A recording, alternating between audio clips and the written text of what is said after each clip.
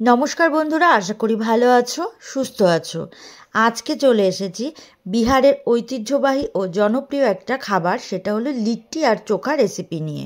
বিহারের গ্রামে এটা সাধারণত মাটির উনুনে পুড়িয়ে তৈরি করা হয়ে থাকে, তবে চাইলে তোমরা খুব সহজে গ্যাসের ওভেনে বা মাইক্রো ওভেনেও এটা বানিয়ে নিতে পারো। ভিডিওটি ভালো লাগলে লাইক, শেয়ার আর আমার চ্যানেলটি সাবস্ক্রাইব করার অনুরোধ রইল। তাহলে চলো আমি কিভাবে লিট্টি আর চোখা বানাই সেটা দেখে নাও। তার জন্য 2 কাপ আটা আমি নিয়েছি, ময়দা নিলে কিন্তু হবে না। আর এর মধ্যে দিচ্ছি হাফ চামচ নুন, আর দিচ্ছি হাফ চামচ আজওয়াইন। জোয়ানটাকে হাতে ঘষে দিচ্ছি যাতে ফ্লেভারটা ভালো আসে। আর দিলাম 1 চামচ বেকিং পাউডার, বেকিং সোডা কিন্তু দেয়া যাবে না। এরপর এখানে দিচ্ছি 3 চামচ গাওয়া ঘি। প্রথমে ভালো করে মেখে নিচ্ছি, এরপর অল্প অল্প জল দিয়ে একটা ডো বানিয়ে নেব। ডোটা একটু শক্ত হবে, মানে নর্মাল যেভাবে আমরা রুটি বানাই তার থেকে ডোটা একটু সামান্য শক্ত হবে। অবশ্যই মাথায় রাখতে হবে আটা মাখাটা যদি নরম হয় তাহলে লিট্টিগুলো সুন্দরভাবে গোল হবে না। এই যে আটা মাখাটা হয়ে গেছে, এবার ওপরটা যাতে নরম থাকে সেই জন্য ওপর থেকে সর্ষের তেল মেখে নিচ্ছি। এখন এটা রেস্টে রেখে দেব 30 মিনিট, আর সেই ফাঁকে চোখাটা রেডি করে নেব। চোখা বানানোর জন্য আমি 2টো বেগুন নিয়েছি আর 2টো টমেটো নিয়েছি। এবার এই বেগুনের মাঝ বরাবর 3-4 জায়গা চিড়ে নিচ্ছি, এতে করে বেগুনটা তাড়াতাড়ি সিদ্ধ হয়ে যাবে, আর বেগুনের ভেতরে যদি কোনো পোকা থাকে তাহলেও সেটা দেখা যাবে। এখন এই চেরা জায়গাগুলোর মধ্যে দিয়ে দিচ্ছি রসুনের কোয়া। এই রসুনের কোয়াগুলো বেগুনের সাথে সাথে পুড়ে সিদ্ধ হয়ে যাবে আর এর টেস্টও ভালো হবে।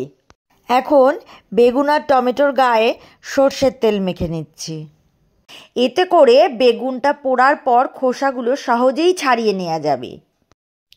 গ্যাসের ওপর একটা জালি বসিয়ে দিয়েছি, এখন বেগুন আর টমেটোগুলো সাজিয়ে দিচ্ছি। বেগুন আর টমেটো একটু ঘুরিয়ে ঘুরিয়ে উল্টে দিচ্ছি, তাহলে 4-5টা পুড়ে যাবে। এভাবে 12-13 মিনিট এগুলো সুন্দরভাবে 4-5টা পুড়িয়ে নেব। এই 4-5টা ভালো করে পুড়িয়ে এবার নামিয়ে খোসা ছাড়িয়ে নেব। এই গরম থাকা অবস্থায় খোসা ছাড়িয়ে নিতে হবে, ঠান্ডা হলে এই খোসাগুলো আবারও বেগুনের গায়ে জড়িয়ে যাবে, তখন খোসা ছাড়াতে অসুবিধা হবে। এখন এই বেগুন আর টমেটোর সঙ্গে 2টো সিদ্ধ আলু মেখে নেব। এর মধ্যে দিচ্ছি স্বাদ মতো নুন, পেঁয়াজ কুচি দিলাম, ধনেপাতা কুচি দিলাম, কাঁচা লঙ্কা কুচি দিলাম, আর পাতিলেবুর রস দিলাম, আর সর্ষের তেল দিলাম। এখন এই সব কিছু একসাথে ভালো করে মেখে নিচ্ছি। সব কিছু একসাথে মেখে নিয়ে একটা অন্য পাত্রে ঢেলে নিচ্ছি চোখাটা।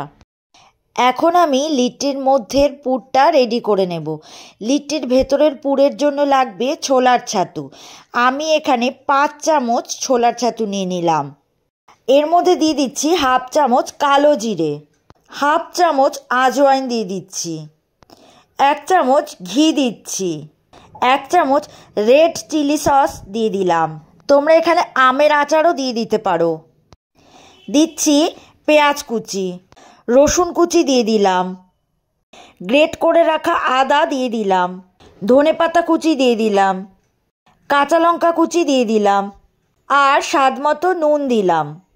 এবারে লেবুর রস দিয়ে দিলাম, আর দিচ্ছি সর্ষের তেল। এখন এগুলো খুব ভালো করে মিশিয়ে নিচ্ছি। মিশ্রণটা একটু বেশ ড্রাই হয়েছে, তাই অল্প জল দিলাম। এখন হাত দিয়ে ছাতুর পুরটা মেখে নিচ্ছি, এরকম হাতে নিলে মুঠ করা যাচ্ছে। এখন আমি লিট্টিগুলো বানিয়ে নেব। প্রথমে একটু গোল করে নিলাম, তারপর হাতের এই বুড়ো আঙুলের সাহায্যে বাটির মতো বানিয়ে নিচ্ছি। এখন এই বাটির মধ্যে ছাতুর পুর ভরে দিচ্ছি, একটু বেশি করেই ভরছি তাহলে খেতে ভালো লাগবে। পুর ভরার পর এভাবে মুখটা বন্ধ করে দিচ্ছি। খেয়াল রাখতে হবে যেন ভালো করে মুখটা আটকায়। ভালো করে মুখটা বন্ধ করার পর হাতের তালুতে এভাবে আরেকবার গোল করে নিচ্ছি, আর এভাবেই সবগুলো বানিয়ে নিয়েছি। গ্যাসে আপ্পাম মেকার বসিয়ে দিয়েছি, গ্যাসের ফ্লেমটা একদম মিডিয়াম রেখেছি। তারপরে ঘি দিয়ে দিচ্ছি। এখন এই লিট্টিগুলো দিয়ে দিচ্ছি। লিট্টিগুলো দেওয়ার পর ঢাকা দিয়ে 5 মিনিট রাখবো। 5 মিনিট পর ঢাকা সরিয়ে নিচ্ছি। লিট্টিগুলো অনেকটা ফুলে উঠেছে। এখন এগুলো উল্টে দেব। সবগুলো উল্টে দিচ্ছি। দেখতে খুবই ভালো হয়েছে। এই লিট্টিগুলো আরও দুরকমভাবে তৈরি করা যায়। কড়াইতেও করা যায়, আবার গ্যাসের উপরে জালি বসিয়েও তার মধ্যেও তৈরি করা যায়। ব্যাস, এবার একদম রেডি।